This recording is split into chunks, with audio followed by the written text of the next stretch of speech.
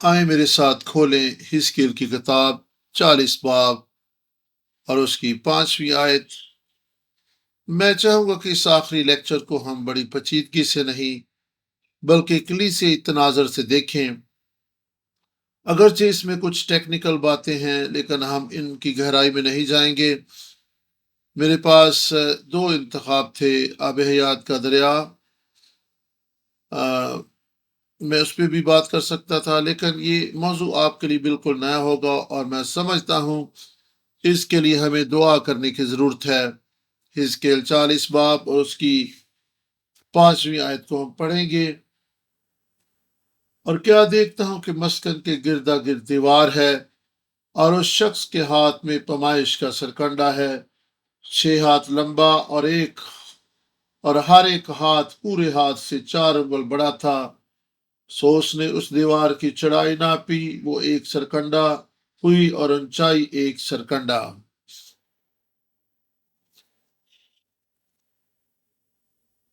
یہ پہلا موقع کہ سبیب سامنے آتا ہے۔ یہاں پہ ہم نے ابھی پڑھا کہ مسکن کے گردا گرد دیوار ہے، یعنی کہ چوگرد، اس کے لیے عبرانی لفظ سبیب استعمال ہوا ہے۔ بائبل مقدس کی تاریخ اور مخلصی ایسی ہیکل کھڑی کرنے کے تعلق سے ہے جہاں پر خدا اپنے لوگوں سے ملاقات کر سکتا ہے۔ میں نے اس بات کو بار بار دہرایا ہے، خدا کی مخلصی بخش سچائی ہر دور میں ہیکل کے نقشے اور تعمیر سے منکشف ہوئی۔ پس پیمائش اور ہیکل کے مختلف حصے اس طور سے مرتب کیے گئے تاکہ ہم مخلصی کے لائے عمل اور مقصد کو سمجھ سکیں۔ لازم ہے کہ جب ہم اس دنیا میں ہیں تو اس کی تکمیل بھی ہماری زندگیوں میں دیکھنے کو ملے۔ حزقیل کی ہیکل کے مکاشفہ کا مقصد فہم و ادراک اور توبہ کے مقام تک لانا اور پھر ہمیں امید بخشنا۔ حزقیل کی ہیکل کے مطالعہ کے نتیجہ کے طور پر لازم ہے کہ ہمیں خدا کے کلام اور اس کے مقصد کا فہم و ادراک حاصل ہو، ہم توبہ کریں اور ہمارے اندر ایک امید پیدا ہو، ورنہ اگر یہ سب کچھ ہمارے ذہنوں میں علم کے خزانہ کے طور پر رہ جائے تو اس کا کچھ فائدہ نہ ہوگا۔ آئیں اس کلام کے بھیدوں کو اپنے دلوں میں اترنے دیں۔ اگر ہمارے ذہنوں میں علم ہی جمع ہو جائے اور کوئی تبدیلی پیدا نہ ہو تو پھر خدا کے کلام کا مقصد پورا نہ ہوگا۔ اس کا معنی یہ بھی ہوگا کہ ہم نے خدا کے کلام کو قبول کرنے کے اصل مقصد کو پورا نہیں کیا۔ آسمانی چیزوں کے فہم و ادراک سے ہم توبہ کے مقام پر آئیں اور اس کے ساتھ ہی ہمیں ایک امید بھی حاصل ہو۔ زندگی میں ہم کئی طرح کی صورتحال سے دوچار ہوتے ہیں، لیکن خدا کا کلام ہی ہمیں تسلی اور امید بخشتا ہے، جیسا کہ کرونا کے دنوں میں بھی خدا کا کلام ہی تھا جس نے ہمیں سنبھالا۔ خدا کی ہیکل کی تاریخ۔ باغ عدن، نوح کی کشتی، موسیٰ کے دور میں خیمہ اجتماع، سلیمان کی ہیکل، زربابل کی ہیکل۔ زربابل کی ہیکل کی ہیرودیس نے مرمت کروائی اور وہ ہیرودیس کی ہیکل میں بن گئی۔ پھر یسوع حقیقی اور اصلی ہیکل ہے، آخری ہیکل نیا یروشلم ہے۔ ان سب کو خدا نے اپنی ہدایات کے مطابق بنوایا، یہ کسی انسان کے منصوبہ اور مرضی سے تعمیر نہ کی گئی۔ دو ہیکلیں جن کا یہاں پر ذکر نہیں کیا گیا، حزقیل کی ہیکل اور یسوع کی ہیکل، ان ہیکلوں کو زمین پر تعمیر نہ کیا گیا بلکہ یہ اخیر زمانہ کی ہیکل نئے یروشلم کو پیش کرتی ہیں۔ ضرورت ہے کہ ہم انہیں اپنے دلوں میں پہلے تعمیر کریں، اپنے گھروں اور اپنی کلیسیوں میں آج ان ہیکلوں کو کھڑا کریں۔ حزقیل کی ہیکل کی انفرادیت۔ خدا نے تمام پیمائشی تفصیلات حزقیل کو دکھائیں، لیکن اسے کبھی یہ حکم نہ دیا کہ وہ اس طرح کی ہیکل زمین پر تعمیر کرے، کیونکہ اس ہیکل کے مخلصی بخش معنی اور مفہوم تھے۔ روحانی معنی مفہوم ہیکل کے ہر ایک پہلو میں پشیدہ ہیں۔ اس کے لیے آپ یرمیہ 9 باب 2 آیت، 23 باب 18 آیت، زبور 107 اور اس کی 43 آیت دیکھ سکتے ہیں، دانیل 12 باب 10 آیت، ہوشیہ 14 باب 9 آیت۔ حزقیل کی ہیکل کا ایک دلچسپ اور مختلف پہلو سبیب ہے۔ سبیب کا معنی ہے مڑنا، کے گرد چکر لگانا، گھیر لینا، گلے لگانا۔ سبیب عبرانی فعل سباب سے ماخوذ ہے۔ बाइबल मुकद्दस में सभी बाइबल मुकद्दस में ये बतौर फेल इस्तेमाल हुआ है। इसका मानी है चक्कर लगाना, के गिर्द घूमना। बाग एदन में सभी पैदाइश 2 बाब 11 आयत पढ़ें। यहाँ पर आपने गौर करनी है।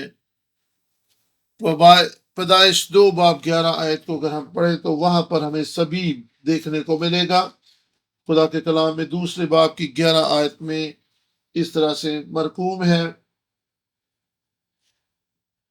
और इस जमीन का सोना और पहली 6 के 10वीं से पढ़े। और अदन से एक दरिया बाग के शराब करने को निकला और वहां पर 4 नदियों में तकसीम हुआ। पहली का नाम फैसून है जो हवेला की सरजमीन को जहां सोना होता है घेरे हुए है। यहां पर घेरे हुए सबीब है। और फिर 13 आयत को भी हम पढ़ें तो वहां पर भी हमें मिलेगा। और दूसरी नदी का नाम जेहून है जो कूश की सारी जमीन को घेरे हुए है। सो यहाँ पर घेरे हुए या घेर लेना जो है ये सबीब है। फिर बियाबानी सफर में सबीब आप दे सकते हैं। इस्तिशना 32 बाब 10 आयत पढ़ें। अल्फाज घेर लेना, हिफाजत करना, ये सबीब हैं खुदा की मुहाफजत। इस्तिशना पहला बाब 31 और 32 आयत पढ़ें। वहां पर भी आपको घेर लेना, चौगिर्द घूमना और इर्द गिर्द के अल्फाज मिलेंगे। सबीब का मतलब है कि चारों तरफ खुदा की मुहाफजत होना। सबीब जिसने अलीशा की मुहाफजत की। दूसरी सलातीन 6 बाब की 17वीं आयत, यहाँ पर अलीशा अपने नौकर के तलक से दुआ कर रहा है। अलीशा के गिर्द सबीब खुदा की मुहाफजत, चारों तरफ खुदा की मुहाफजत होना। यहाँ पर जिहाजी खौफजदा है, वो अपने इर्द गिर्द दुश्मनों को मुहासरा किए हुए देख रहा है, जबकि अलीशा बगैर किसी परेशानी के अपने कमरे में बैठा हुआ है। अलीशा बाहर जाकर देखने की भी जहमत नहीं करता और खुदा के हजूर दुआ करता है कि खुदावंद तो इसकी यानी जिहाजी की आंखें खोल दे। जब खुदा ने अलीशा की दुआ के जवाब में जिहाजी की आंखें खोल दी तो उसने अपने इर्द गिर्द आसमानी लश्कर और रात देखे। इर्द गिर्द यानी सबीब। और उसने देखा कि अलीशा के चारों तरफ उसकी मुहावजत के लिए आग मौजूद थे। जब हम किसी उलझन, परेशानी और अबतरी का शिकार हो जाएं तो दुआ करें कि खुदा हमारी आंखें खोल दे। खुदा करे कि हम भी खुदा की सबीब यानी उसकी मुहावजत को चारों तरफ देखने के काबिल हो सकें। हम अपनी कलीसियों के इर्द गिर्द खुदा की सबीब मुहावजत को यानी चारों तरफ उसके तहफ़्फ़ुज़ को देख सकें। खैमा इज्तिमा में सबीब, आप खरूज 25 बाब को मेरे साथ निकालें और 11 आयत को पढ़ेंगे। खरूज 25 बाब और उसकी 11 आयत में खुदा के कलाम में इस तरह से लिखा है। खरूज 25:11 में खुदा का कलाम इस तरह से फरमाता है। और तो उसके अंदर और बाहर खालस सोना बनना और उसके ऊपर गिरदा गिर्द एक जरी ताज बनाना। गिरदा गिर्द, चौगिर्द, सबीब। सोना अब्दियत को पेश करता है। सोना जमीन पर आसमानी चीज को पेश करता है। किसी चीज पर सोना बनना, सोने की चीज बनाना यानी सोने का शमादान, किसी चीज के अंदर बाहर सोना बनना। खरूज 37 बाब 11 और 12 आयत को भी आप मेरे साथ निकाल सकते हैं। खरूज 37 बाब और उसकी 11 और 12 आयत में खुदा के कलाम में इस तरह से लिखा है। और उसने उसको खालस सोने से मंडा और उसके लिए गिरदा गिर्द सोने का एक जरी ताज बनाया। और उसने एक कंगनी 4 उंगल चौड़ी उसके चारों तरफ रखी और उस कंगनी पर गिरदा गिर्द सोने का एक ताज बनाया। गिरदा गिर्द ये सबीब है। फिर यहाँ पर मजीद हवाला जात भी देखें। खरूज 30 बाब 3 आयत, खरूज 27 बाब 17 आयत। और खरूज की किताब में सबीब यहाँ पर बार बार दोहराया गया है। यहाँ पर इन तमाम हवाला जात में सबीब यानी इर्द गिर्द चौगिर्द के अल्फाज नुमाया तौर पर पढ़े और सुने जा सकते हैं। यीशु का खून सबीब हम पर ठहरा रहे। हिजकिय्याह की हैकल का सबीब। सबीब आए हिजकिय्याह की हैकल में सबीब देखें। ये बात दिलचस्पी की हमल है। کہ हिजकिय्याल की हैकल में सभी बार बार दोहराया गया है। यह हर दफा दो बार दोहराया गया है। नए अहदनामा में यीशु ने भी कहा, मैं तुमसे सच सच कहता हूं। तो इसका क्या मतलब है? इसका माने कि किसी चीज पर जोर दिया गया है, क्योंकि ये बात दोहराई गई है, मैं तुमसे सच सच कहता हूं। बिल्कुल ऐसे जिस तरह खुदा ने आदम से कहा, जिस रोज तुमने फल खाया उस दिन तो जरूर ही मरेगा। यहाँ पर इस्तेमाल होने वाला इब्रानी लफ्ज का मानी है तू मरेगा, तू मरेगा, यानी तू यकीनन मरेगा। बस किसी भी लफ्ज का दोहराया जाना, जैसा कि सच सच और सबीब सबीब, इसका मतलब है कि बात यकीनी है, इसमें कोई शक व शुबा नहीं, 100% ऐसा होकर रहेगा। जब इस सबीब का लफ्ज दोहराया इस्तेमाल किया जाता है तो इसका मतलब कि किसी बात पर जोर दिया जा रहा है। इसका मतलब है मुकम्मल तहफ़्फ़ुज़। जिस तरह खुदा ने नूह से कहा था कि तू कश्ती के अंदर और बाहर राह लगाना, दोहरी तय सबीब खुदा की मुहावजत और पाकीज़गी है। याद रहे कि सबीब का लफ्ज हिजकिय्याल के हैकल में 25 बार इस्तेमाल हुआ है। पहाड़ के ऊपर हिजकिय्याल 23 बाब, हिजकिय्याल 43 बाब 12 आयत को पढ़ें। याद रहे कि हिजकिय्याल की हैकल पहाड़ पर वाक़ थी, इसलिए सबसे पहले वो पहाड़ के इर्द गिर्द के इलाका को पाक और मुक़द्दस करता है। बैरूनी दीवार और फिर हिजकिय्याल 42 बाब 15 आयत, ये दायरे में पहाड़ी इलाका है। इस पहाड़ के चुगिर्द सबीब है, यानी खुदा की मुहावजत। फिर हैकल की दीवार के चुगिर्द सबीब, यहाँ पर खुदा क्या कर रहा है? खुदा बाहर से इस इलाका को मुक़द्दस कर रहा है। फिर बैरूनी दीवार हिजकिय्याल 42 बाब की 20वीं आयत में भी आपको देखने की मिलेगी। हिजकिय्याल 42 बाब 20वीं आयत में बैरूनी दीवार है। हिजकिय्याल 42 बाब 15 आयत में भी बैरूनी दीवार आप इस नक्शे में देख सकते हैं। और हैकल की दीवार या हैकल के चौगिर्द दीवार, आप गौर करें कि चार दीवारी पर बहुत ज्यादा जोर दिया गया है। हिजकिय्याल 40 बाब 5 आयत में भी आपने पढ़ा, और अच्छा है कि हम इस हवाला को एक दफा फिर भी पढ़ सकते हैं। यहाँ पर भी आपको सबीब सबीब का लफ्ज इब्रानी जबान में देखने को मिलेगा। 40 बाब 5वीं आयत। और क्या देखता हूं कि मस्कन के गिरदा गिर्द दीवार है, गिरदा गिर्द यानी कि चौगिर्द। बैरूनी सेहन हिजकिय्याल 40 बाब 14 आयत, ये बैरूनी दीवार के चौगिर्द दीवार, और फिर बैरूनी सेहन, और फिर फर्श, फर्श के चौगिर्द सबीब, ये जो सब्ज रंग है फर्श को जाहिर करता है। कुर्बानी उबालने की जगह भी थी यहाँ पर।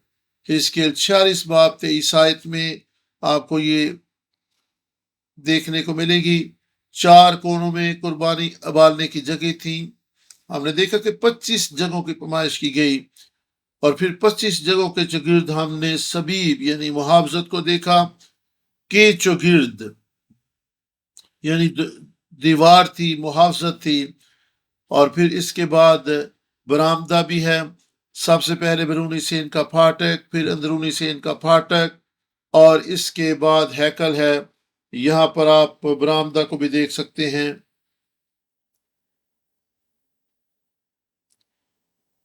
हिजकिय्याल 40 बाब और इसकी 23 आयत को आप बाद में पढ़ सकते हैं। बैरूनी सेहन के फाटक की खिड़कियां जिनका रुख मशरफ की तरफ था, बैरूनी सेन के फाटक की खिड़कियां जिनका रुख जनूब की तरफ था, अंदरूनी सेन के फाटक की खिड़कियां जिनका रुख जनूब की तरफ था। हिजकिय्याल 40 बाब 29वीं आयत में आपको यह हवाला जात मिलेंगे। आप देख रहे हैं कि मशरक के रुख और फिर जनूब के रुख फाटक हैं, और फिर अंदरूनी सेहन के फाटक भी यहाँ पर देखने को मिलते हैं। अंदरूनी सेहन के फाटक की खिड़कियां जिनका रुख मशरफ की तरफ था, अंदरूनी सेहन के फाटक की खिड़कियां जिनका रुख शमाल की तरफ था, बैरूनी सेन के फाटक की दीवार जिसका रुख मशरफ की तरफ था।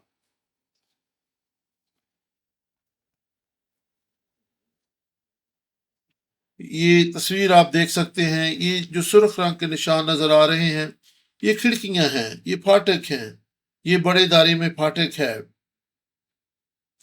बस बैरूनी सीन के फाटक की खिड़कियों का रुख मशरक की तरफ है, कुछ खिड़कियों का रुख जनूब की तरफ है। खुदा की मुहावजत इन खिड़कियों के चौगिर्द भी है, और फिर यहाँ पर भी सुर्ख रंग की लाइनें खिड़कियों को जाहिर करती हैं। शिमाल के रुख अंदरूनी सेहत के फाटक पर भी खुदा की मुहावजत। एक पहलू में मगरब के रुख अलग सी जगह के सामने इमारत की दीवार, ये सुर्ख रंग के दायरे में हैकल या पाक तरीन मकाम है। इसके पीछे यानी मगरब की तरफ अलग से हिस्सा में इमारत की दीवार देखी जा सकती है। ये सुर्ख रंग में इमारत की दीवार है।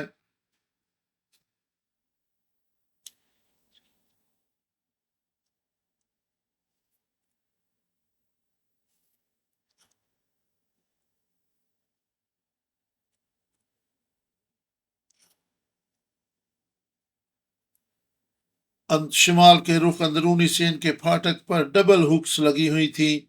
इसका मतलब है कि डबल मुहावजत। और यहाँ पर आपको के चौगिर्द और मुहावजत और गिरदा गिर्द के अल्फाज बहुत से हवाला जात में मिलते हैं। ये खुदा की मुहावजत और उसके तहफ़्फ़ुज़ और उसकी पाकीज़गी की अलामत है।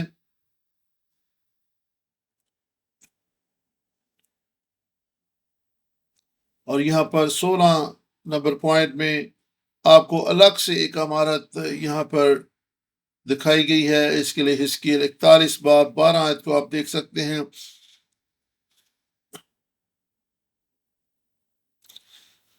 17वें नंबर पर आपको पैनल्स नजर आएंगे, यानी लकड़ी का काम। अंदरूनी घर और बैरूनी तरफ 4 दीवारी लकड़ी का काम, और फिर अंदरूनी घर और बैरूनी तरफ के चौगिर्द यहाँ पर आप खजूर के दरख्तों और करूबियों के डिजाइन के साथ शीशे देख सकते हैं। अंदरूनी तरफ और बैरूनी तरफ दीवार, खास तौर पर अंदरूनी दीवार। और फिर पहलू में मौजूद कोठरियों की पोजीशन आपको देखने को मिलेगी। बस ये डिजाइन उन दीवारों पर है जो हैकल को घेरे हुए हैं। हत्ता के कोठरियों के चौगिर्द भी 4 दीवारी की मुहावजत पाई जाती है। ये ऐसे ही है जैसे आप एक प्याज का छिलका उतारें तो एक और तह दरियाफ्त हो जाती है, एक और तह को उतारे तो फिर दूसरी सामने आ जाती है। बिल्कुल इसी तरह यह हैकल या पाक तरीन मकान मुख्तलिफ तहों या दीवारों के अंदर था। पहलू में मौजूद कोठरियों के चौगिर्द दीवार, पहलू में मौजूद कोठरियों की ऊंचाई, पहलू में मौजूद कोठरियों के प्लेटफॉर्म।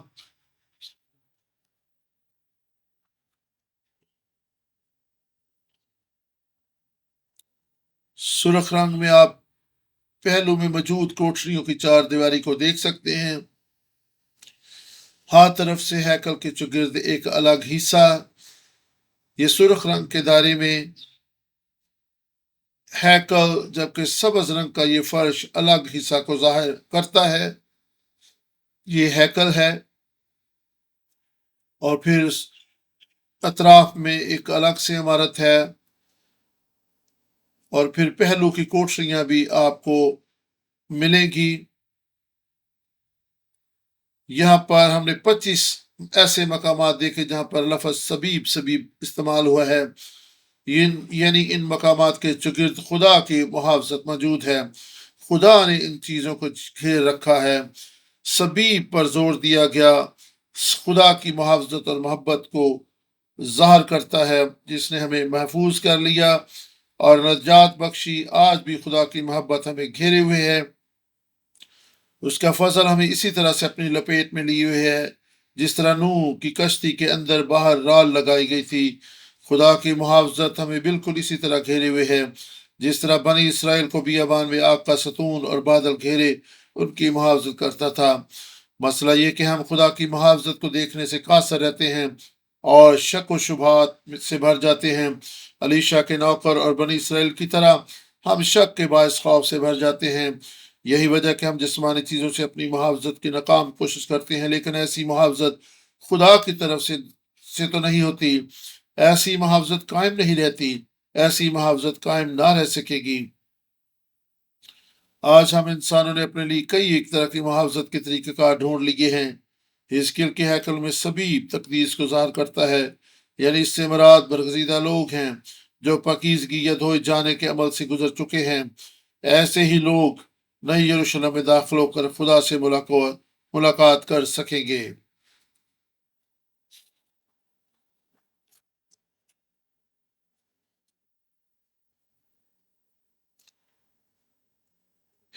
ہجی پہلا باب اور اس کی 6 سے 9 آیت کو اگر ہم پڑھیں، ہجی پہلا باب اور اس کی 6 سے 9 آیت خدا کے کلام میں لکھا ہے، تم نے بہت سا بویا پر تھوڑا کاٹا، تم کھاتے ہو پر آسودہ نہیں ہوتے، تم پیتے ہو پر پیاس نہیں بجھتی، تم کپڑے پہنتے ہو پر گرم نہیں ہوتے، اور مزدور اپنی مزدور سوراخ دار تھیلی میں ڈالتا ہے۔ رب الفاظ یوں فرماتا ہے کہ اپنی روش پر غور کرو، پہاڑوں سے لکڑی لا کر یہ گھر تعمیر کرو اور میں اس سے خوش ہوں گا اور میری تمجید ہوگی۔ خدا فرماتا ہے، تم نے بہت کی امید رکھی اور دیکھو تھوڑا ملا، اور جب تم اسے اپنے گھر میں لائے تو میں نے اسے اڑا دیا۔ رب الفاظ فرماتا ہے، کیوں؟ اس لیے کہ میرا گھر ویران ہے اور تم میں سے ہر ایک اپنے گھر کو دوڑا چلا جاتا ہے۔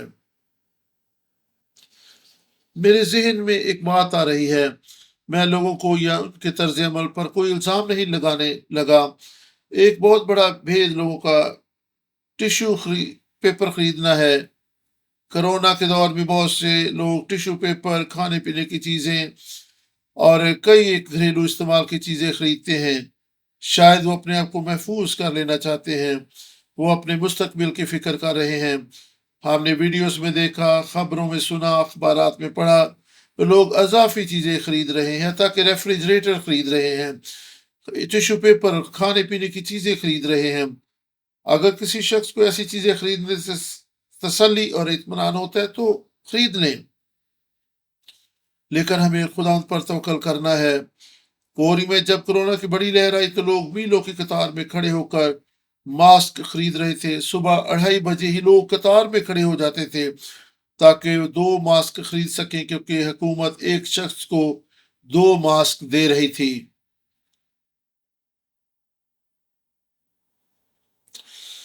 میں نے ایک پاسبان کو یہ کہتے سنا کہ کتنے لوگ ہیں جو صبح سویرے قطار میں لگ کر دعا کرنے کا انتظار کرتے ہیں، یعنی کتنے ہیں جو صبح سویرے ہی چرچ کے دروازے پر کھڑے ہو کر چرچ کا دروازہ کھولنے کا انتظار کرتے ہیں کہ وہ خدا سے محافظت کے طلبگار ہوں۔ لوگوں کو کھانے پینے کی چیزیں جمع کرنے کے تعلق سے بڑی فکر ہے، لیکن کتنے لوگ ہیں جنہیں خدا خوراک سے زیادہ دعا کرنے اور خدا کے حضور سے اپنے لیے محافظت مانگنے کی فکر ہے۔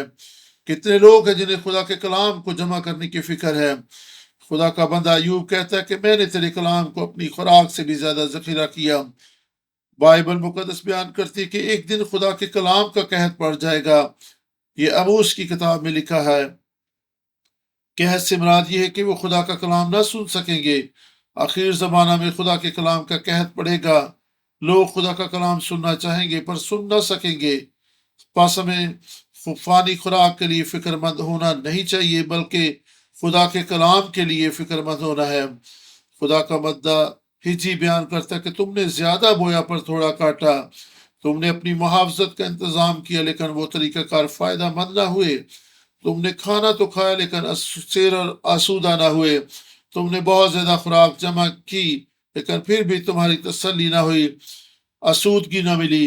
لباس، خوراک، ٹشو پیپر، دیگر چیزیں جمع کرنے سے آسودگی نہ مل سکے گی، ان سے ہمیں تسلی نہ ملے گی۔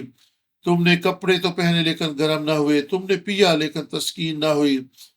یہ اس لیے تھا کہ کوئی خدا نے کہا دیکھو میرا گھر ویران پڑا ہے۔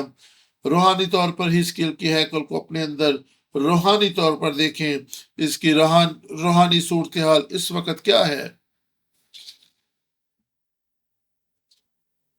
زبور 127 اور اس کی پہلی آیت کو میرے ساتھ مل کر پڑھیں۔ خدا کے کلام میں اس طرح سے لکھا ہے، زبور 127 اور اس کی پہلی آیت۔ خدا کا کلام بیان کرتا ہے،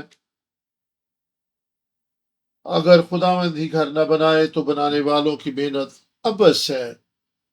اگر خداوند ہی شہر کی حفاظت نہ کرے تو نگہبان کا جاگنا ابس ہے۔ ماسک پہنے لیکن جب تک خدا ہماری حفاظت نہ کرے اس وقت تک ماسک کا کوئی فائدہ نہیں۔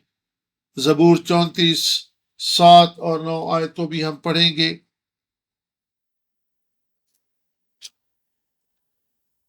اور زبور 37 اور 34 اس کی 34 باب اور اس کی 7 سے 9 آیت کو ہم پڑھیں گے۔ خدا کے کلام میں اس طرح سے لکھا ہے،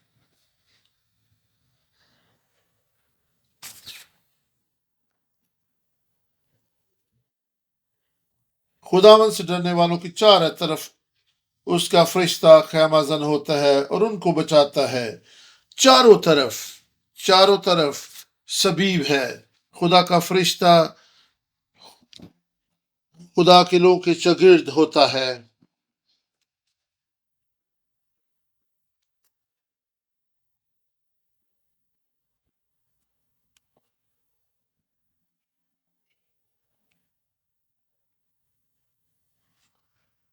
یہاں پر شاگرد سبیب ہے۔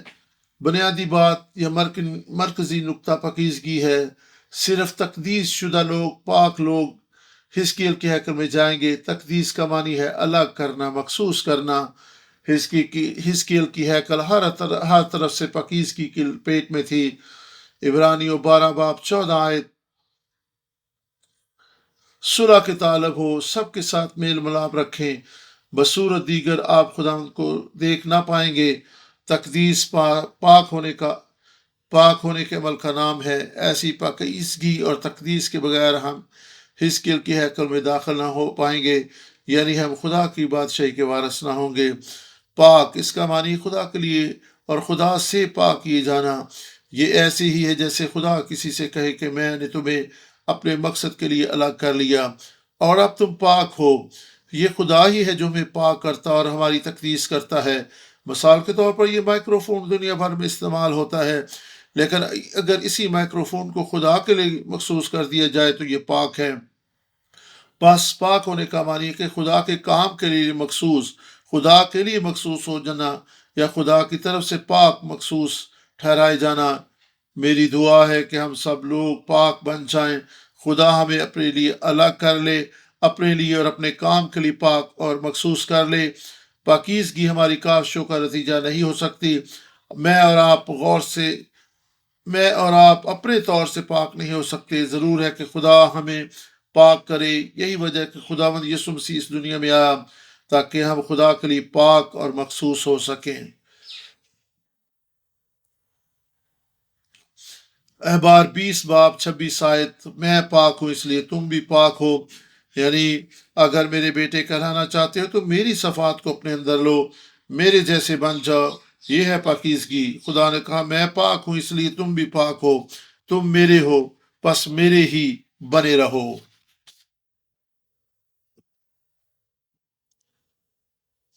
لیکن ہم کیا کہتے ہیں؟ کیا ایسا ہو سکتا ہے ہم تیرے بھی ہوں اور ساتھ ساتھ کسی اور کے بھی؟ یعنی اتوار کو ہم تیرے اور بعد میں ہم کسی اور کے ہو جائیں۔ اس دنیا میں ہم کئی ایک لوگوں سے منسلک ہوتے ہیں، کئی ایک لوگ ہماری آئیڈیل ہوتے ہیں۔ کہیں ایسا تو نہیں کہ ہم نے بہت سے لوگوں کو اپنا آقا اور خداوند بنا لیا ہے؟ کیا دولت، روپیہ، پیسہ، شہرت تو ہمارا خدا نہیں؟ خدا نے کہا تم میرے ہو اس لیے میرے ہی بنے رہو، کیونکہ میں نے تمہیں اپنے لیے الگ کر لیا ہے۔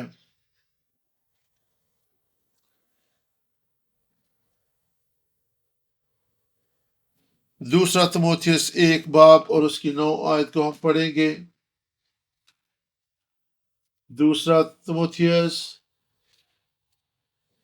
اور اس کی پہلے باب کی 9 آیت میں خدا کے کلام میں اس طرح سے لکھا ہے،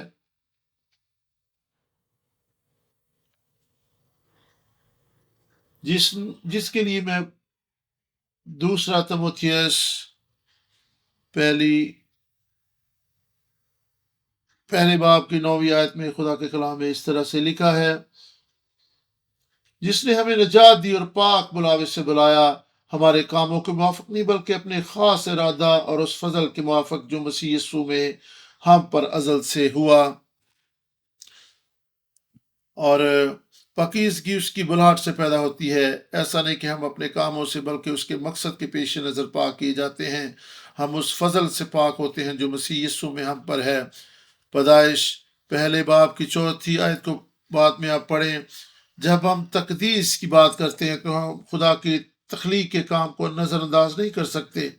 یہ سایہ 46 باب 9 اور 10 آیت میں یہاں پر آپ دیکھیں کہ خدا شروع سے آخر تک آنے والی باتوں کی خبر دیتا ہے۔ خدا شروع سے آخر تک کی باتوں کو بیان کرتا ہے۔ پیدائش 1 باب 4 آیت کے مطابق خدا نے پہلے اخیر زمانہ کی باتیں بیان کر دی ہیں۔ پیدائش کی کتاب کا پہلا باب مخلصی کی ساری تاریخ کو بیان کرتا ہے۔ خدا کی تخلیق کے کام کو خدا کی مخلصی کی تاریخ میں دہرایا گیا ہے۔ خدا کی تخلیق اور خدا کی مخلصی کا کام الگ الگ کرنے کا کام ہے۔ ہم ابراہیم کی زندگی میں تقدیس کے عمل کو دیکھ چکے ہیں کہ کس طرح خدا نے اسے مختلف چیزوں سے اپنے لیے الگ اور پاک کر لیا۔ خدا ہم سے یہی کہہ رہا ہے کہ تم الگ کر لیے گئے ہو، تم پاک ہو اور پاک ہی رہو۔ پاکیزگی گناہ اور دنیا سے علیحدگی کا عمل ہے۔ ضرورت ہے کہ ہم دانستہ طور پر گناہ اور دنیا کے آلودگی سے الگ ہونے کے لیے فیصلہ کریں اور خدا کے لیے پاک بنے رہیں، کیونکہ اس نے خود کہا کہ میں پاک ہوں، اس لیے تم بھی پاک بنے رہو۔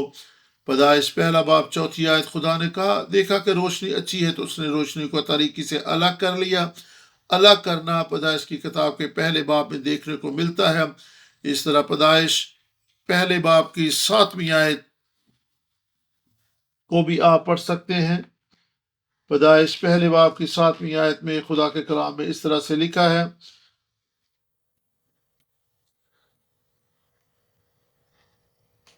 اور بس خدا نے فضا کو بنایا اور فضا کے نیچے کے پانی کو فضا کے اوپر کے پانی سے جدا کیا، اور ایسا ہی ہوا۔ یہاں پر ہم پیدائش پہلے باب کی 14 آیت کو بھی یہاں پہ ہم خدا کے کلام میں پڑھ سکتے ہیں، اور خدا نے کہا کہ فلک پر نیر ہو کے دن کو رات سے الگ کریں، اور یہاں پر بھی آپ الگ کرنے کو دیکھ سکتے ہیں۔ ان تمام حوالہ جات میں الگ کرنا، جدا کرنا، تقدیس اور پاکیزگی کو ظاہر کرتا ہے۔ یہ لفظ الگ کرنا عبرانی زبان کا لفظ بدال ہے، جس کا معنی ہے جدا کرنا۔ یہی ہے کہ حزقیل کی ہیکل کا کام تھا۔ آپ کو بھی دنیا کی خواہشوں، لذتوں اور خیالات سے الگ ہونے کی ضرورت ہے۔ نجس کو ناپاک سے الگ کرنا۔ حزقیل کی ہیکل میں کئی ایک دیواریں تھیں۔ یہاں پر الگ یا علیحدہ کیے جانے کا معنی اور مطلب تفرقے اور جدائی پیدا کر کے الگ کر دینا نہیں، پاک کو آلودہ چیز سے الگ کرنا، یہ حقیقی معنی ہے۔ روشنی کا طریقے سے الگ کیا جانا، پیدائش 4:1 میں سب سے پہلے یہ عبرانی لفظ بدال استعمال ہوا ہے، جس کا معنی ہے الگ کرنا۔ یہاں پر روشنی کو طریقے سے الگ کرنے کے لیے یہ لفظ استعمال ہوا ہے۔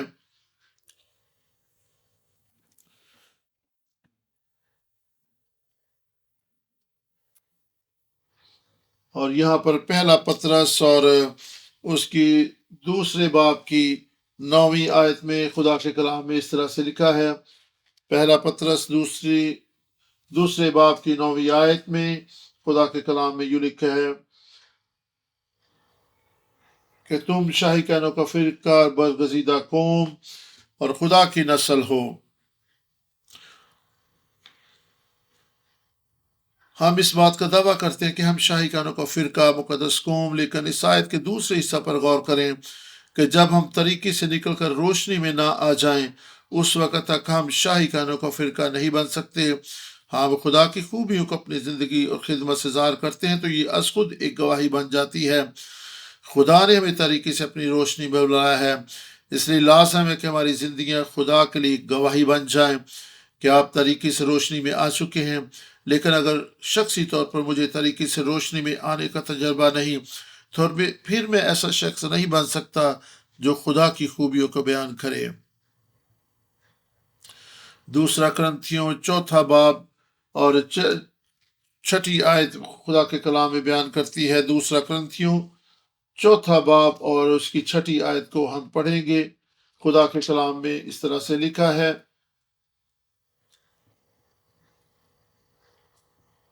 इसलिए कि खुदा ही है जिसने फरमाया के तरीके में से नूर चमके, और वही हमारे दिलों में चमका ताकि खुदा के जलाल की पहचान का नूर यीशु मसीह के चेहरा से जलवागर हो। यीशु ने कहा, दुनिया का नूर मैं हूं, और ये नूर कलाम था। और यूहन्ना पहला बाब पहली आयत, इब्तिदा में कलाम था, कलाम खुदा के साथ था, और कलाम ही खुदा था, और वो ही नूर हमारी जिंदगी बन गया। इसलिए दुनिया से अलग होने के लिए हमें खुदा के कलाम की जरूरत है। पहला तसल्लीकियों 5 बाब 4 से 5 आयत बयान करती कि अब हम तरीकी में नहीं रहे, बल्कि खुदा ने हमें नूर के फर्जंद बना दिया है। खुदा ने हमें रात की तरीकी से छुड़ाया है। मेरी दुआ के आखिर जमाना में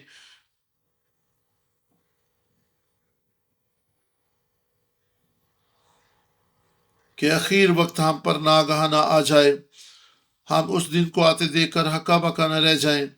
मैं नहीं समझता कि ये कोरोना वो वबा है जिसका मुकाशवा की किताब में जिक्र किया गया है। मेरा ये ईमान है कि खुदा ने अपने लोगों को बेदार किया है कि आखिर वक्त करीब है। मैं समझता हूँ कि वक्त है कि हम बेदार हों, मास्क खरीदने के लिए नहीं बल्कि आखिर वक्त की तैयारी के लिए उठें और तैयार हों। खुदा की बलाहट और आखिर जमाने की निशानियां पूरे होते देखकर बेदार हों।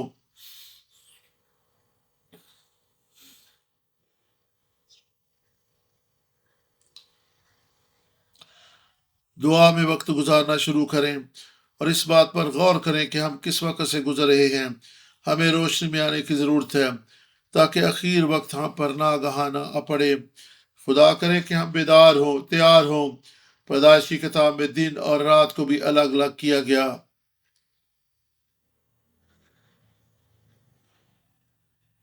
हालांकि कि बाइबल मुकदस में पानियों के अलग अलग किए जाने का भी जिक्र मिलता है। हम कुदरती माहौल से भी सीख सकते हैं।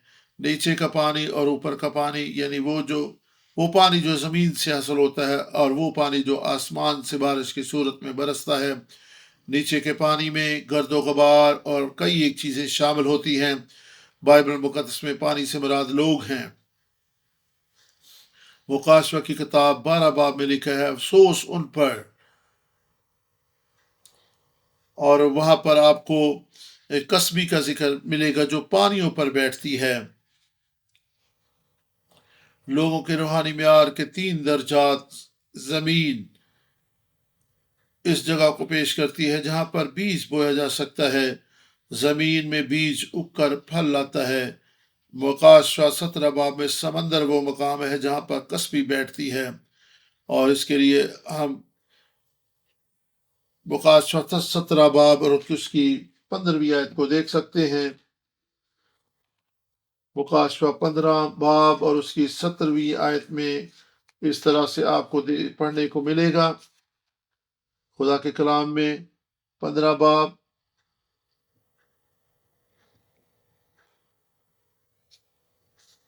और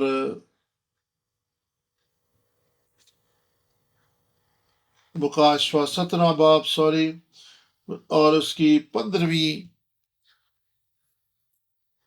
आयत को हम पढ़ेंगे। खुदा के कलाम में इस तरह से लिखा है, फिर उसने मुझसे कहा, जो पानी तूने देखे जिन पर कसबी बैठी है वो उम्मतें और ग्रोह और कौमें और अहले ज़बान हैं।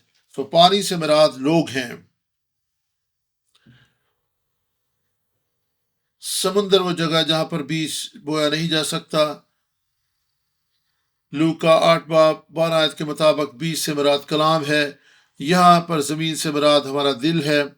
नूह के दौर में जब पानी का तूफान आया और बाद में जब ये तूफान रुक गया तो भी नूह उस वक्त तक कश्ती से बाहर नहीं आ सकता था जब तक पानी की सतह जमीन पर से कम ना हो जाती या जब तक जमीन नजर आने ना लगती। खुदा ने बनी इसराइल को भी खुश्क जमीन से पार कराया। पानी से मुराद कौमें, लोग, अहले ज़बान हैं। गुनाह आलूदार नापाक दुनिया, कुछ और पानी भी हैं। बादल भी ऊपर के पानी को पेश करता है। इब्रानियों 12 बाब में पढ़े तो वहां पे लिखा कि हमें गवाहों का बादल घेरे हुए हैं। यहाँ पर بادل سے مراد لوگ ہیں، یہاں پر علامتی طور پر لوگوں کا ذکر موجود ہے۔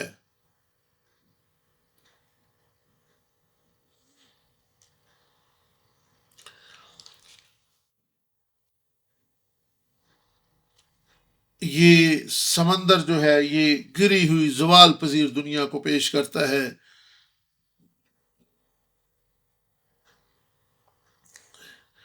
اور اس طرح استثنا 32 باب کی پہلی 2 آیات کو بھی ہم پڑھیں گے۔ استثنا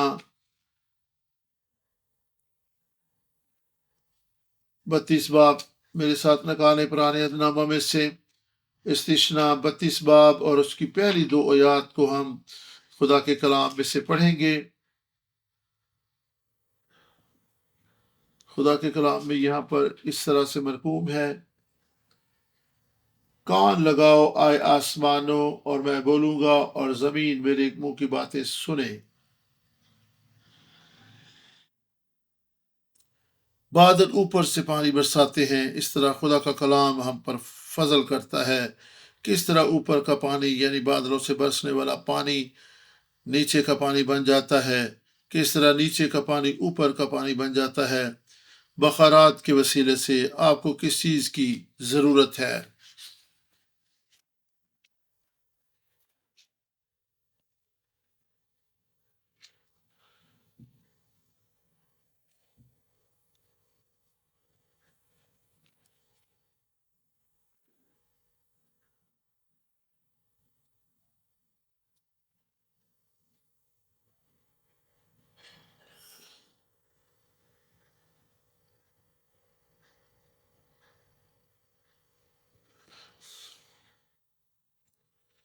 یسوع روشنی اور ڈھال ہے، کلام روشنی ہے، یسوع ہی کلام اور روشنی ہے۔ یوحنا پہلا باب اور اس کی پہلی 14 آیات کو اگر آپ پڑھیں تو آپ کو ملے گا کہ یسوع کلام ہے، یسوع نور ہے، یسوع زندگی ہے۔ پانی، نیچے کا پانی اس وقت تبدیل ہو جاتا ہے جب اس پر بہت زیادہ روشنی پڑتی ہے۔ ہم جو اس دنیا میں رہتے ہیں اور اس دنیا کی گناہ آلودہ روش اور ڈگر پر چل نکلتے ہیں اور گناہ ہماری زندگی کا حصہ بن جاتا ہے، تو پھر جب خدا کا کلام اس کی روشنی ہماری زندگیوں پر پڑتی ہے تو پھر ہماری زندگیاں بدلنا شروع ہو جاتی ہیں۔ سورج کی روشنی سے پانی گیس یعنی بخارات میں بدل جاتا ہے۔ جب پانی یعنی H2O بخارات کی شکل اختیار کرتا ہے تو اس میں گرد و غبار شامل نہیں ہوتا، یہ پانی بالکل ہلکا پھلکا ہوتا ہے اور اوپر اٹھنا شروع ہو جاتا ہے۔ ہماری زندگیاں بدل جاتی ہیں اور ہم جو بدل جاتے ہیں وہ روحانی طور پر سر بلند ہونا شروع ہو جاتے ہیں، وہ بادل کی طرح بن جاتے ہیں۔ جب خدا کے لوگ اکٹھے ہوتے ہیں تو گویا وہ بادل بن جاتے ہیں۔ عبرانیوں 12 باب کے مطابق گواہوں کا بادل یعنی خدا کے لوگ جب اکٹھے ہوتے ہیں ان میں رفاقت ہوتی ہے تو وہ بادل بن جاتے ہیں۔ یہ کلیسیا کی تصویر ہے۔ ایماندار بزرگوں کا باب عبرانیوں 11 باب میں اس طلق سے بات کرتا ہے، پانی کا جدا ہونا، اس سے مراد تقدیس کا عمل ہے۔ جب ہم یسوع کو قبول کرتے ہیں تو آفتاب صداقت کو اپنی زندگی میں لیتے ہیں، اور پھر اس کلام کو قبول کرنے سے ہم پاک اور صاف ہوتے ہیں، اور پانی کی طرح بخارات کی طرح ہم اوپر کی طرف جانا شروع ہو جاتے ہیں۔ جب کلام کی روشنی پڑتی ہے، جب یسوع کی روشنی ہم پر پڑتی ہے تو ہم بدل جاتے ہیں اور وہ پانی اوپر کو اٹھنا شروع ہو جاتا ہے۔ جب ہم اس کلام کو قبول کرنا جاری رکھتے ہیں تو تبدیلی کا عمل جاری رہتا ہے، پھر ہم نیچے کا پانی نہیں رہتے بلکہ اوپر کا پانی بن جاتے ہیں۔ یہ الگ کیے جانے کا عمل ہے۔ روحانی طور پر ہم آفتاب صداقت کی روشنی کو لیتے ہیں، وہ ہماری زندگیوں پر پڑتی ہے اور ہم پانی کی مانند ہوتے ہیں، اور پھر ہم بخارات کی شکل اختیار کرتے ہیں اور اوپر اٹھتے ہیں تو بادل بن جاتے ہیں۔ تیسری اور آخری بات، دن اور رات کا الگ کیا جانا۔ خدا نے سورج کو دن پر اور چاند کو رات کی حکمرانی کرنے کے لیے خلق کیا۔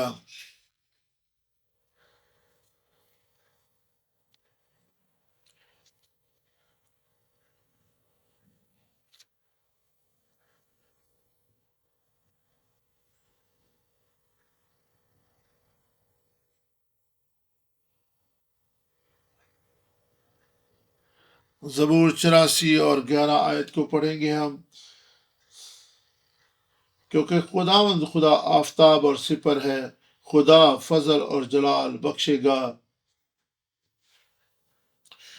دن ان کا ہے جو سورج کی حکمرانی میں رہتے ہیں بنسبت ان کے جو رات کی حکمرانی میں رہتے ہیں. یسوع آفتاب صداقت ہے. جب یسوع کی ہم پر حکمرانی ہوتی ہے ہم دن بن جاتے ہیں، اندھیرا جاتا رہتا ہے اور ہم سویرا بن جاتے ہیں. جب رات گزر جاتی ہے تو پھر کیا ہوتا ہے؟ ایک نیا دن، ایک نیا سویرا نمودار ہوتا ہے.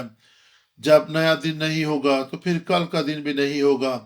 ذرا تصور کریں کیسی صورتحال پیدا ہو جائے گی جب وقت کا تصور اور خیال ہماری زندگیوں سے نکل جائے گا، جہاں پر وقت کا کوئی حساب کتاب نہیں ہوگا. یہی ابدیت ہے. رات بھی وہاں نہ ہوگی، ابدی جلال ہوگا. بعض اوقات ہم رات میں زندگی بسر کرتے ہیں. رات پر کس کی حکمرانی ہے؟ چاند کی. یہ چاند کیا کرتا ہے؟ یہ سورج کی روشنی منعکس کرتا ہے اور اسی روشنی کو زمین پر بکھیرتا ہے. یوحنا بپتسمہ دینے والا، ایلیا اور نبی چاند کی مانند تھے. انہوں نے یسوع کی روشنی کو دوسروں تک پہنچایا. بعض اوقات لوگ چاند کی بھی پوجا پاٹ کرتے ہیں.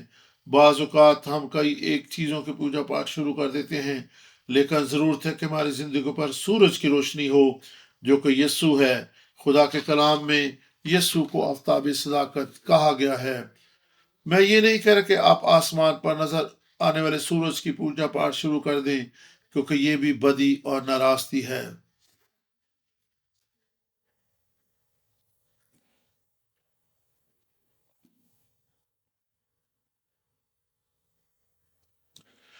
یوحنا 12 باب اور اس کی 35ویں آیت میں خدا کے کلام میں لکھا ہے.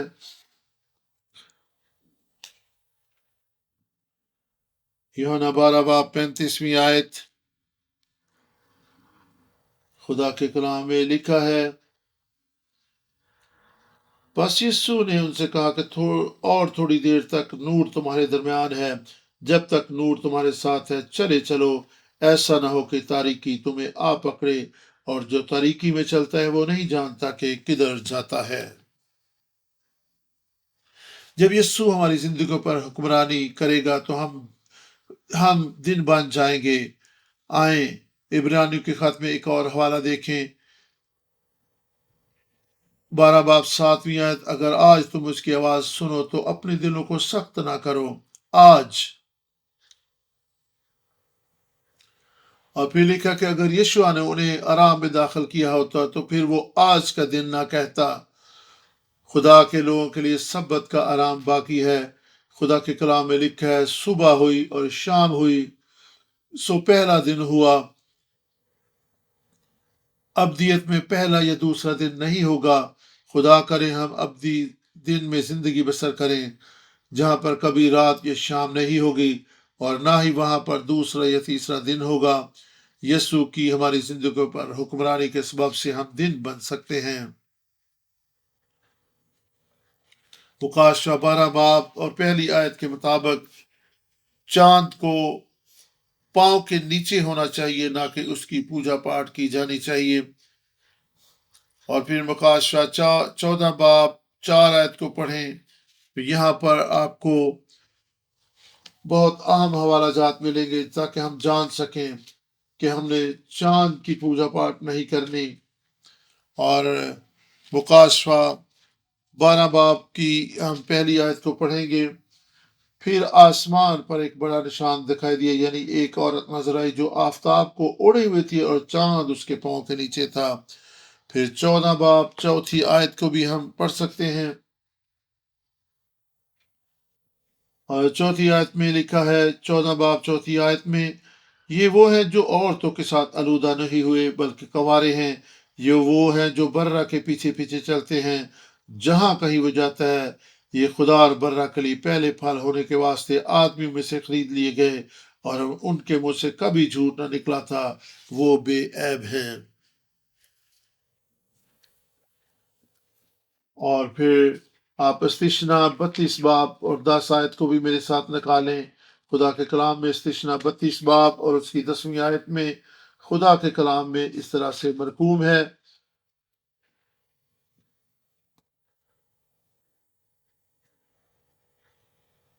استثنا 32 باب اور اس کی 10ویں آیت میں خدا کے کلام میں اس طرح سے لکھا ہے، وہ خداوند کو ویرانے اور سونے ہولناک بیابان میں ملا، خداوند اس کے چگرد رہا، اس نے اس کی خبر لی۔ خدا چاہتا ہے کہ وہ ہمارے شاگرد ہو، خدا ہمیں گھیرے ہوئے ہے۔